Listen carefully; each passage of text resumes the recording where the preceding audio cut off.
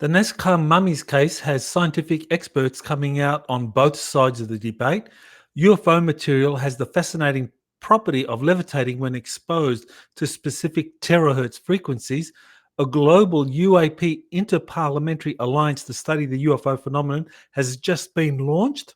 Only a few days away from predictions of a July 15 to 16 event involving UFOs in the US that captivates much of the world for the next 6 months, a 2022 paper on ultraterrestrials takes on new significance with recent predictions of a UFO event taking place. These stories and more on Exopolitics Today, the Week in Review. You are listening to Exopolitics Today with Dr. Michael Salla, your source for the uncensored truth regarding the human, extraterrestrial, global, and political agenda. Click the like button and subscribe to this channel. And now, here's Dr. Michael Salla. Welcome to the July 13 edition of the Week in Review for Exopolitics Today. We actually are releasing this a little bit later than normal. I just got back from France after attending a double-header UFO conference with 1,400 people there in a town in France called Valence, which is near Lyon, and 1,400 people very interested in UFOs, contact, and secret space programs showed up. So shout out to all those that attended that conference. It was great meeting a lot of you.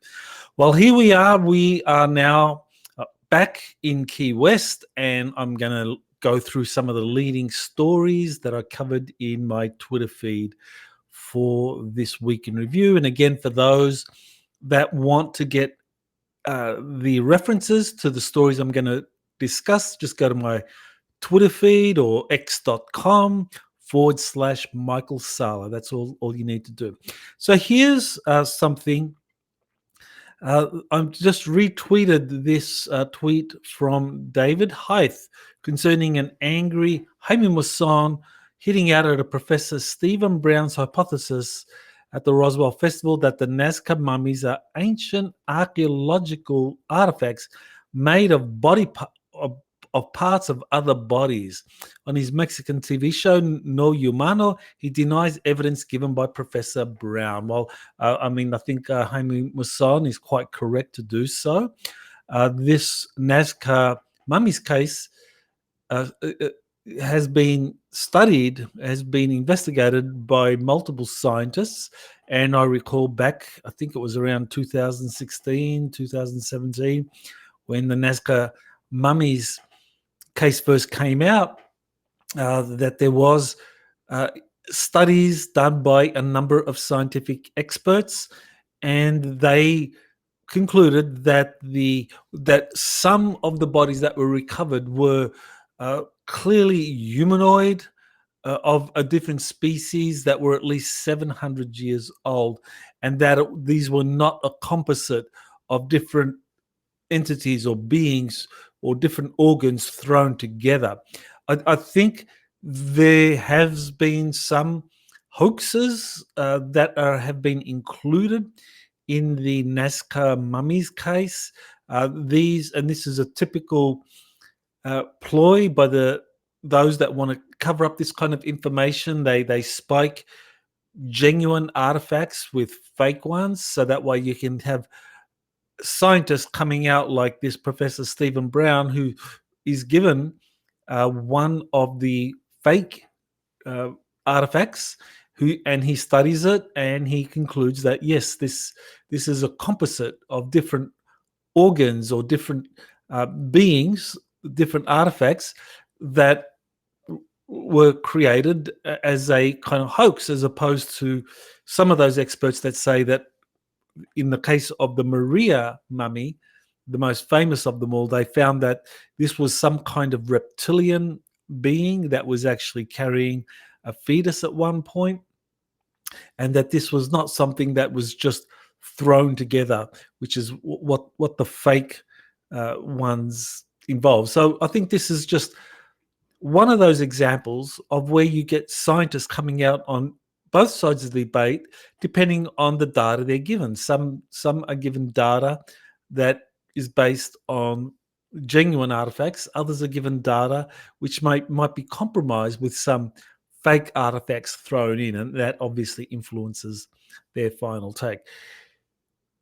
Here's a story, an interview I did with John Vivanco, where we cover ancient sites and extraterrestrial contact. Now, John Vivanco, he is a remote viewer who's been around since the 1990s.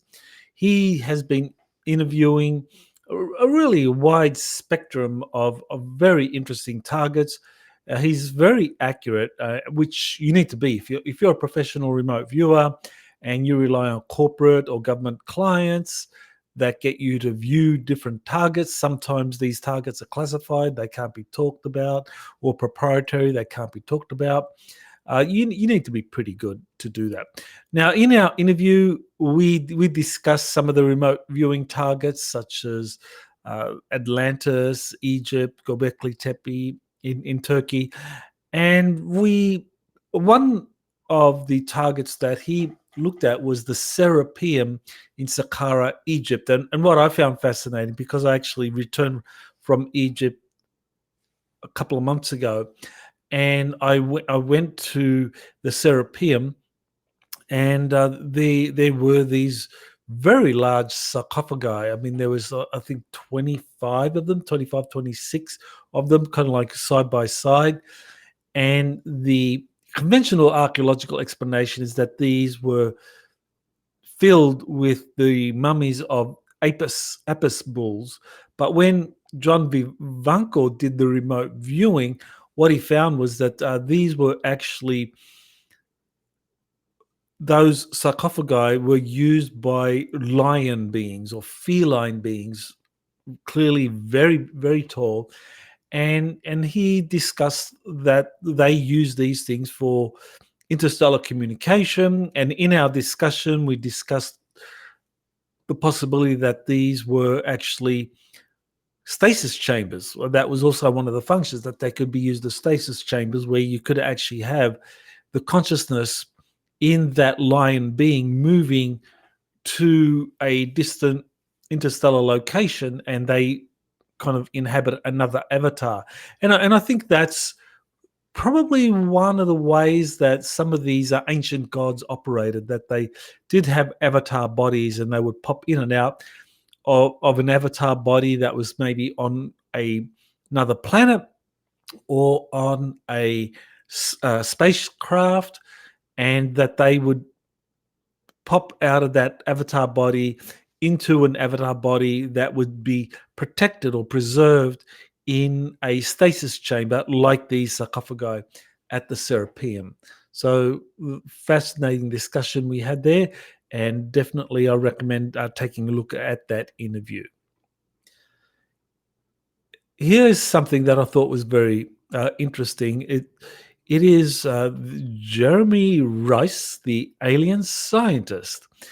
And he has a Twitter feed, and I just reposted something he said, and quote, "We finally got our hands on a piece of the same alleged UFO metamaterial which Linda Moulton House sold to the Stars Academy back in 2018, which went to the US Army under that agreement, where Arrow spent $3 million to conclude it was a missile casing from the 1950s. I mean, obviously that's a ridiculous conclusion, given the interest of the Army in this UFO metamaterial, that they got the TTSA to study it, and of course Hal Puthoff, he said back in 2018. Okay, so he was encouraging investments from the public for reverse engineering the technology to build starships, because what they found was that when terahertz frequencies were aimed at this metamaterial, it would levitate when exposed to 1 to 9 terahertz waves. So that's very interesting. And a number of contactees have said pretty much the same thing, that some of these metamaterials craft, extraterrestrial spacecraft, some of the retrieved craft that if there are particular frequencies that are generated, that these craft will respond. And I think it may actually have something to do as well with the Hutchinson effect. I'm fairly, I do recall him doing something like this, using some kind of frequency to levitate objects. But I think it's well worth taking a look at that. But definitely, I think that makes a lot of sense that some of the materials used for the construction of spacecraft, that they will levitate when exposed to different frequencies. So here's something that I thought was very, very interesting. So this is a Interparliamentary Alliance initiative. And so here we go. It's a press release.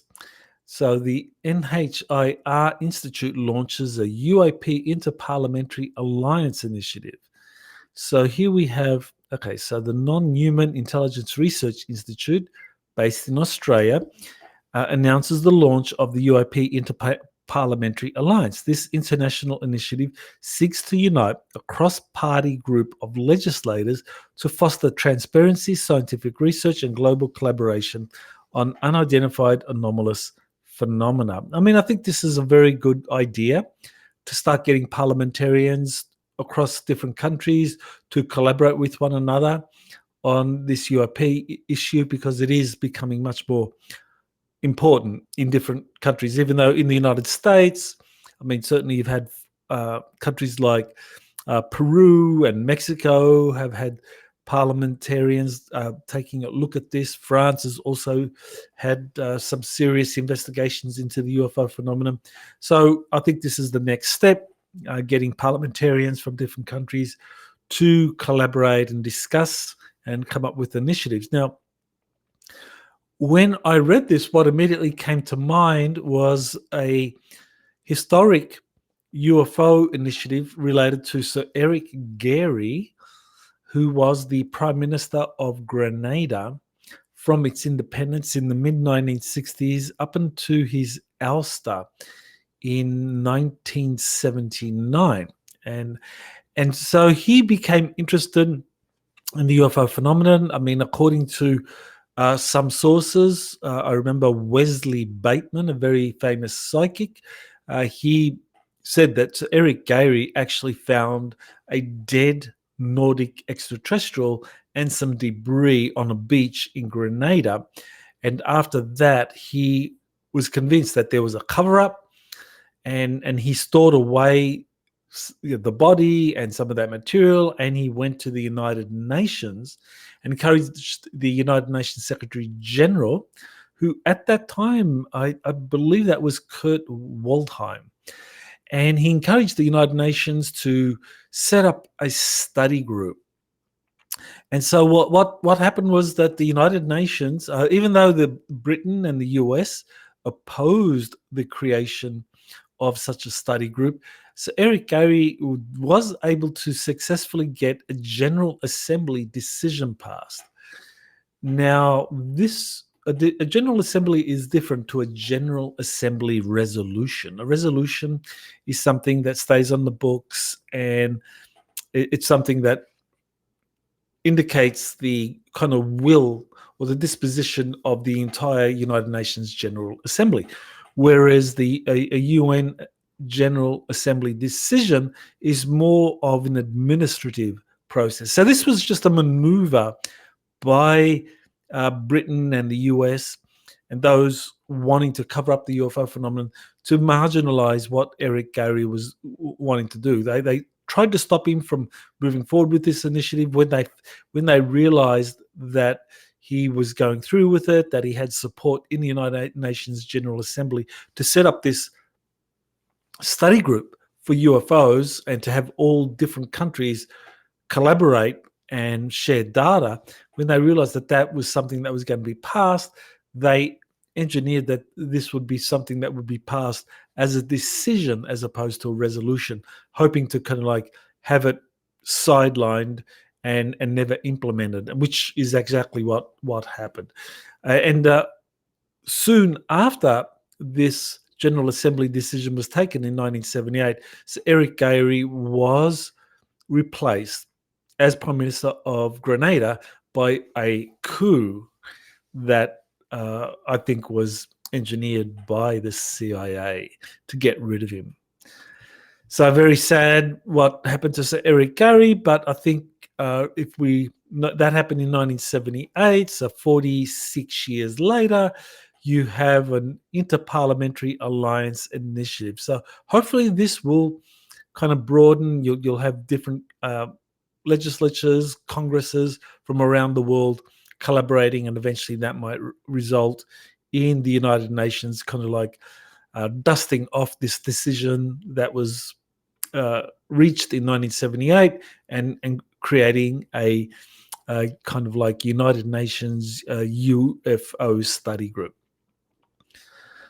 Now, here is something that I thought was very interesting. This was from Elena Danan's Star Nations News from July 8. Now, she focused on the planned destruction of the International Space Station. There was an announcement made that Elon Musk had won I think it was around $850 million, the contract to bring down the International Space Station in 2030. Now, in this Star Nations News, she discusses how the deep state was using the ISS for nefarious purposes. She describes a Russian astronaut on the ISS who was abducted in 2020 by the Galactic Federation of Worlds, and he read the Riot Act because apparently he was instructed to release these satellites that contain nanotechnology that had been provided by these Nebu Gray extraterrestrials that would have been used by the deep state to maintain their control. So in the view of Elena Danan, the planned destruction of the ISS by 2030 is a positive development, and its replacement by commercial space stations is part of the 2021 Jupiter Accords. So the Jupiter Accords did involve these companies such as SpaceX and Blue Origins and so forth being agreeing to participate in the Jupiter Accords, whereby there would be collaboration between governments, militaries, and corporations with a number of positive extraterrestrial organizations that want to help Earth's evolution. So that I think that particular Jupiter Accords is very good. Now, when it comes to the question of, well, should we be enthusiastic about corporate-run space stations going up in 2030 and replacing government-run agencies such as NASA? Well, I mean, one of the things that I felt compelled to mention in my last week in review was that unlike corporations, government entities, you do have the Freedom of Information Act, and they're because these are funded through tax payers, that these government-funded space initiatives, such as a space station, are more responsive to public demands, such as, for example, the live feed on the International Space Station. Now, would corporations be similarly inclined to have things like live feeds?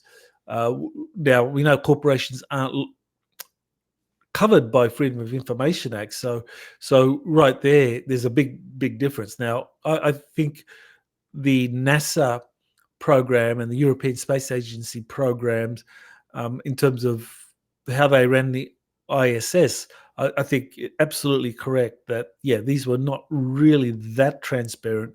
There was a lot of cover-ups, but still, I do think that we need to be careful in the future if we're going to move from a model of a government-run space station to some kind of corporate-run space station, that there needs to be some provision for transparency. Otherwise, we'll just have a kind of situation similar to what we have now with, say, some of these major aerospace companies like Lockheed Martin, Northrop Grumman, General Dynamics, Boeing, where, I mean, there's very little transparency, and anything they put out is really more public relations exercise. Would we really want space stations up there run like that, as opposed to something like the way the International Space Station was run, even though imperfect, and even though the deep state was manipulating it, once we remove the deep state, I think there's still a place for a genuinely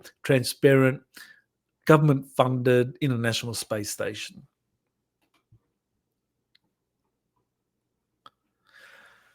Here's an interview I did with Byron Belitsos, and he's an expert on the work of Philip Krapf, who wrote a series of books, at least 2 books, on the Verdants or Verdants, and how they were interacting with up to 1,000 senior level public officials that were involved in a worldwide disclosure initiative. And according to the information from Philip Krapf, this initiative was going to result in some kind of worldwide disclosure towards the end of 2001. But all of that was preempted or precluded by the September 11 attacks in 2001. And as I recall, I think he had some kind of press conference arranged for Byron discussed this in our interview for like just a couple of days after the September 11 attack. So, I mean, that's more than coincidental, and does suggest that someone within the deep state was very concerned about this initiative, and that September 11 was conducted, I think, for multiple reasons, and this may have been one of those reasons. Now, the other area that we covered in the interview was the Urantia book, and very interesting. I really didn't know that much about the Urantia book. I haven't read it yet. I've read just chapters here and there. But it's over 2,000 pages, and it's pretty dense material, and it is based on. And one of the things that I found very interesting was that it's based on a committee of scholars investigating a primary source that channeled the papers that make up the Urantia book. That this was a person, I believe he was a trans channeler, and this committee of scholars investigated that channeling, and they were very impressed with the accuracy and the fidelity of the translations or of that information, and it was all edited into this Urantia book. And Byron Belitsos has been studying the Urantia book for several decades now. I think he actually wrote a master's thesis on the Urantia book, so he's an expert on it. And I think it's well worth familiarizing yourself with the Urantia book. I think it has some very interesting information in there. Personally, my position on channeled information is that it is useful for purposes of triangulation. In other words, if you have multiple sources, so some of your sources might be whistleblowers, some of your sources might be, let's say, leaked documents, and then you have channeled information or psychic information as a kind of like a third source, so that you have the triangulation.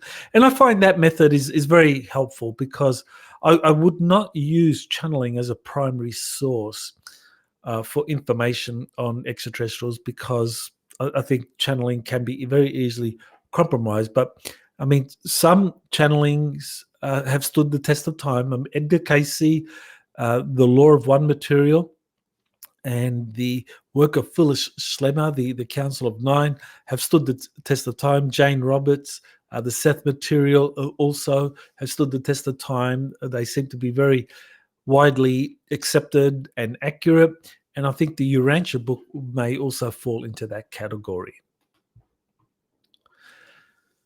Okay, so here's something that I think is very, very topical. Now, Cliff High, who uses webbots as a predictive model for what is going to be happening in human society, has been observing through his data that there's going to be some kind of event in July 15, 16. Now, I think Cliff High is very interesting as a researcher. I take issue with some of his material when he talks about the so-called the Elohim. I think he takes an overly pessimistic view or negative view about the Elohim. I don't think the Elohim fall into a neat category of kind of manipulators and so forth, that you can have both positive and negative. But overall, I think he does produce some very interesting predictive models that some people look at, examine, and find that to be very helpful for future events. Now, he has been accurate in the past with certain events, but I know he's also not been so accurate.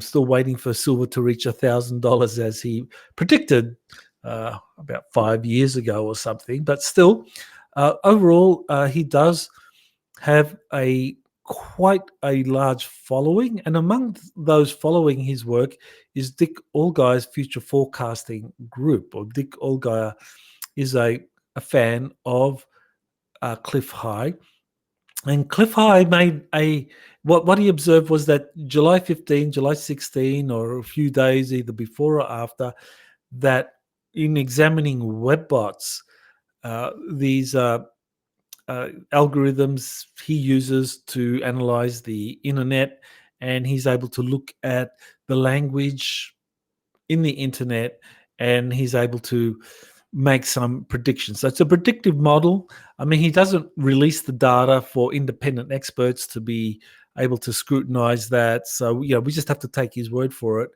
that the webbots are predicting or that the data is supporting these kinds of scenarios, such as some kind of event happening over a specific period of time. So nevertheless, that was his prediction. That was the data that he presented in terms of his summary of his webbots kind of data on what it was observing, or what was observed in internet chatter and behavior for that period of time.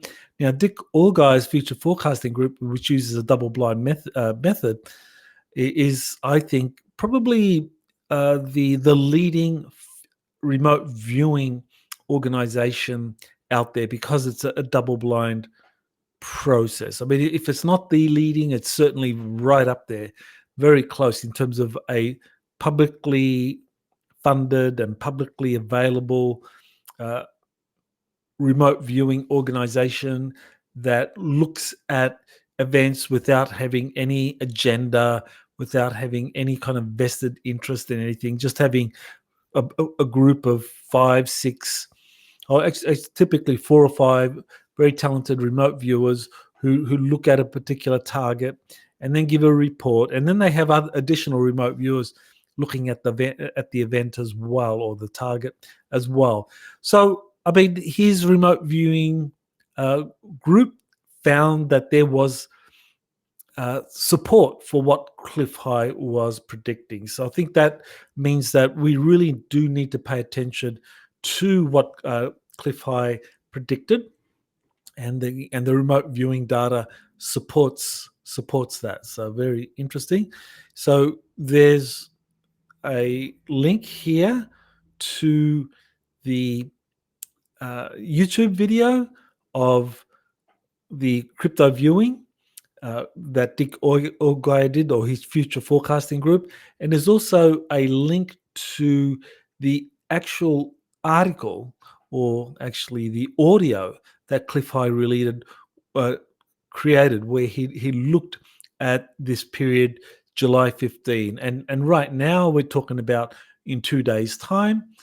So we'll see if he's accurate or not. But certainly the crypto viewing guys think that this information is accurate. So the links are there in my tweet if you want to explore that further.